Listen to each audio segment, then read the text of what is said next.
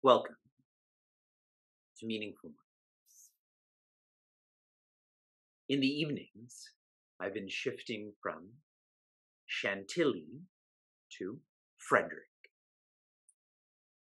Yesterday evening, when I was speaking on finding your faith, I'd facilitated a dynamic, and one of the seekers, what he had realized over the past while, is how everyone around him is getting older, and that this notion of he being young forever became very stark to him that this is a falsity. Intellectually, we all know this, but in this dynamics, he really felt this. Yesterday, a seeker in our community, Sheila, as in my wife Sheila, her uncle passed away. And he was the youngest sibling out of all of Sheila's mother's side siblings. Everyone relax the body. Enjoy the breath. Quiet in the mind. Be grateful for your physical and mental well-being and offer that strength to Sheila and her whole family.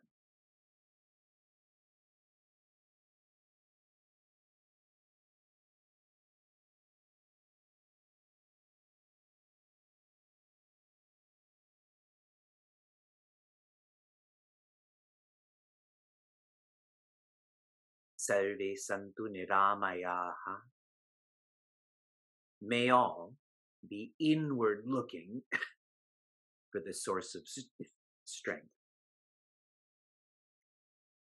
As we began our 11th semester, I was sharing with everyone how Meaningful Mornings is a culture where we're trying to make ourselves strong enough to surrender our individuality. To be able to do so, you have to feel supported. This is why we have this community. This is why we organize our Vanaprastha culture. Our Vanaprastha culture's theme that's coming up is life lessons about aging graciously. This is why we have our mentorship sangha, so that young people know that the body gets old and that meaning is what helps one to age gracefully. Please try to remember that what you're seeing, what I'm seeing, is dying. And that we have to shift our investment to what is not perceivable. Chapter 14 of Bhagavad Gita is a practice in reverse engineering. Reverse engineering is where you take an entity like a pencil and you keep on going back to how did this come to be? How did this come to be? There's the store I bought this from. There's the designers, the people who process the earth to create the materials and so on. For our personalities, chapter 14 is critical to figuring out, who am I? In verses 1 and 2, Shri Krishna is sharing, who are you? You are infinity. What does infinity feel like? So that this is not just another intellectual word. Infinity feels like not thinking. And I obviously don't mean that in an ignorant way. I mean that in an enlightened way, where you don't have the noise of thoughts. In verses 3 and 4, Shri Krishna is sharing, since we don't feel this infinity, we feel we are an individuality. But the source of us being an individuality is divinity. The words I used, if I feel like I'm a creature, then there has to be a creator. In verses 5 through 8, Shri Krishna's opening up what our qualities are. What are the qualities of one who feels like they're an individual? The one who feels like they're an individual totally, one who feels like they're an individual less. I'm going to give you a framework for you to really personalize this. Externally, sattva is lightness. Raja is haziness. And tama is darkness. I'm sharing this externally because when you move in lightness, it's easier. When you move in darkness, it is harder. Last night, Sheila and I switched rooms. I was sleeping with Shuka for the first week. Now I'm sleeping with Vyasa. And even though it's a room I've stayed in for many, many, many days and nights, still when it's dark, you have to be careful not to step on your kid. Internally, sattva is quietness. Raja is aggressiveness. And tama is laziness. Quietness, aggressiveness, laziness. I'm adding more. Okay, I said internally, but what does this feel like? Sattva is having a security complex. Here in Chantilly, when I go for my jogs, there's so many complexes that host servers and other computer things that I have no idea are about, but there's so much security around there. There's cameras, there's lights, because so much data is hosted here. Security complex. Raja feels like a superiority complex. And tama feels like a inferiority complex. I'm giving you more references so that these are not just words. I'd shared that infinity is not thinking.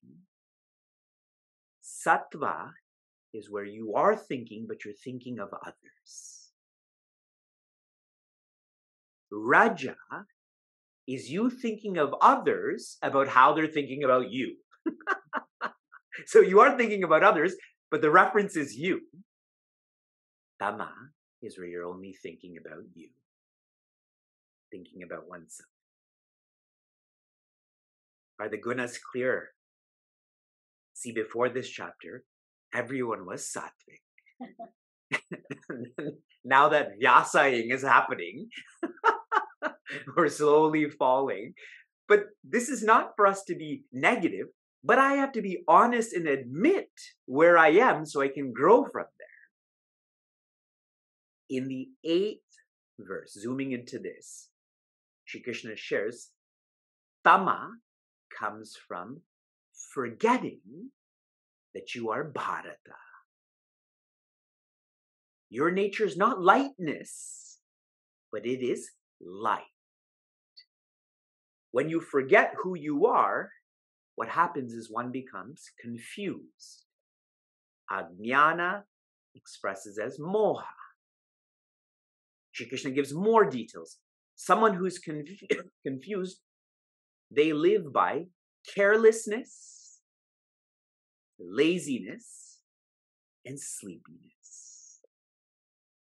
So now Shri Krishna has sanctioned, if there's anyone in your home that's sleepy right now, when they wake up, you hold verse 8. Hey, Shri Krishna shared, you have tama. On Monday, I had facilitated a workshop for our Inclusion Council in Niagara on leadership in Hinduism. Remember, I'd asked you to think about that. And I had shared with all of the leaders there that on Guru Purnima, we feel grateful for our Guru.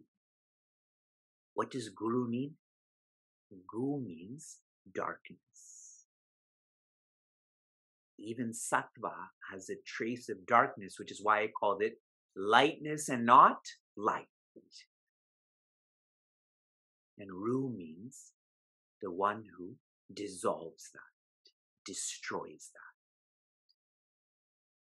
wherever you are in this framework, it is with your guide that you will grow from inferiority to superiority to security to not needing security.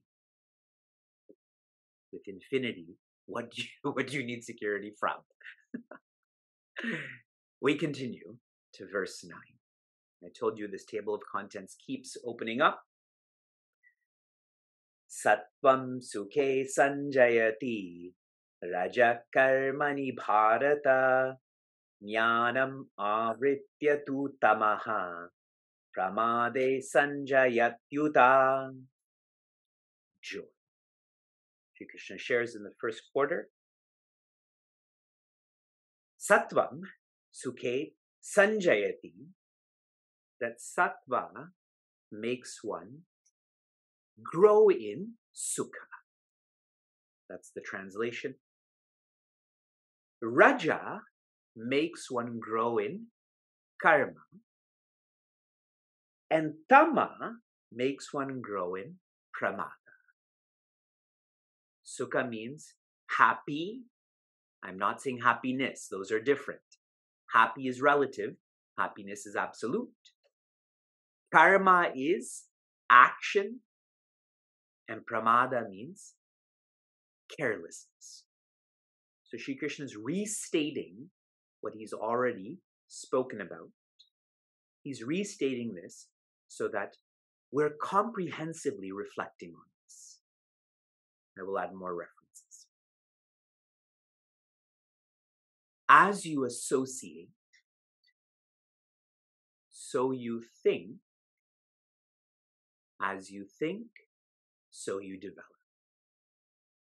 This verse is highlighting whatever quality you associate with, that's going to grow. You're going to think about it. You're going to develop into it. If you associate with sattva, you will be more of an introvert. If you associate with raja, you will be more of an extrovert. If you associate with tama, you will neither be an introvert or an extrovert. You will be not even like an animal, not even like a plant, but more like a stone. One is raw. One is raw material. Ujjaswami Chinmayananda explains all three of these gunas in a very clear way. A scientist, an artist, a poet, or for that matter, any independent thinker will not ever like to come down to the passionate world of rajas or into the dark sorrows of tamas. Sattva makes us attached to the inward happiness arising from life fully lived. Clear about what sattva is? Hundreds of thirsty desires and deep attachments, and in the course of their fulfillment, one is made to sweat and toil in the fields of endless activities. Clear about what raja is? Sukha, karma, resultant indiscriminations, we get attached to wrong comprehensions. Clear about what tama is? It is pramada. Offering you more. In the evenings, I'm using the Ramayana to explain how to nurture faith. In the Ramayana, there's a famous set of three brothers. Those brothers are Vibhishana, Ravana, and Kumbhakarna. Vibhishana, Sattva, the one who's living by quietness. Ravana, Raja, living by aggressiveness. And Kumbhakarna, living by laziness or tama. He slept for 6 months of the year. Woke up and ate and then slept another 6 months. Please remember, as we get into these qualities, Sri Krishna used the word bharata in the previous verse. in the present verse and in the next one.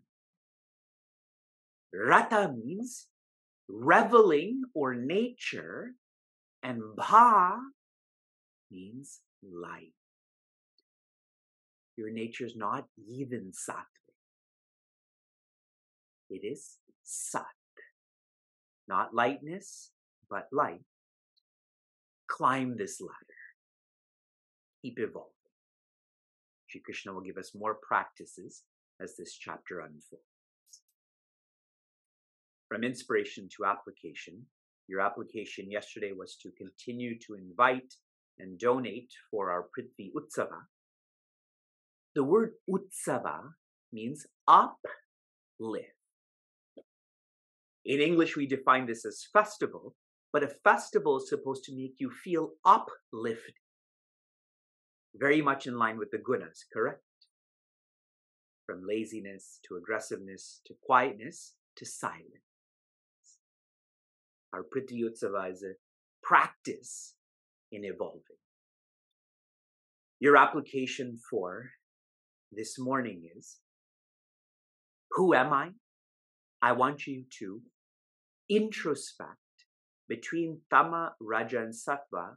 What percentage of your personality is Tama? What percentage is Raja? What percentage is Sattva? So it's out of 100, obviously. So what percentage are you of which quality? Tomorrow I will judge you. You judge yourself today, I'll judge you tomorrow. Shanti, Shanti, Shanti. Be joy.